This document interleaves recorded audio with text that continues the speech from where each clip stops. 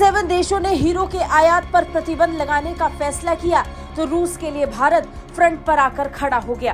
खबर है कि भारत रूस के लिए फ्रंट पर आकर खड़ा हो गया है, वो भी उस फैसले के खिलाफ जिसमें G7 देशों ने हीरो के आयात पर पूरी तरीके से प्रतिबंध लगा दिया था। भारत के दोस्त रूस को घेरने में लगे पश्चिमी देशों का ये फैसला शायद भारत को पसंद नहीं आया। इसलिए रिपोर्ट्स में ये दावा किया गया है कि भारत ने इसे लेकर G7 देशों से बात की है। हीरो के आयात पर प्रतिबंध के फैसले से भारत खफा तो है, पर यह भी साफ है कि इससे उस पर खास असर नहीं पड़ेगा। इन सब के बीच खबर ये भी है कि भारत ने ग्रुप ऑफ 7 को इस फैसले को लेकर बात की है।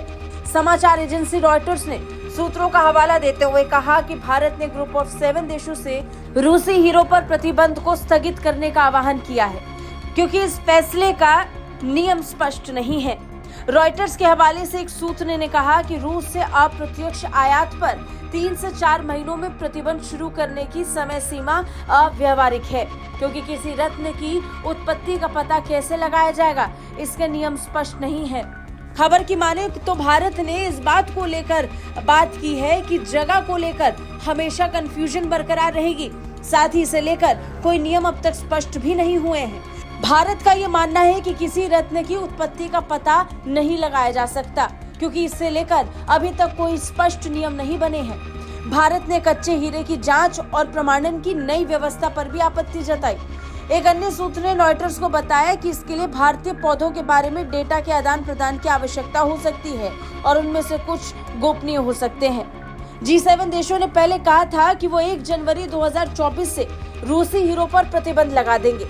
हालांकि इससे पहले भारत सरकार की तरफ से कहा गया था कि G7 देशों के इस फैसले से भारत के हीरा व्यापार पर न्यूनतम प्रभाव पड़ेगा।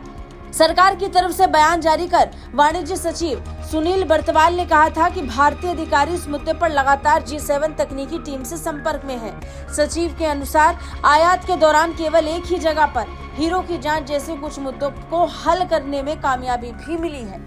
कुल मिलाकर इस फैसले को लेकर G7 देशों के साथ भारत लगातार संपर्क में है और फिलहाल तो G7 के इस फैसले को स्थगित करने की बात भारत की तरफ से हो रही है।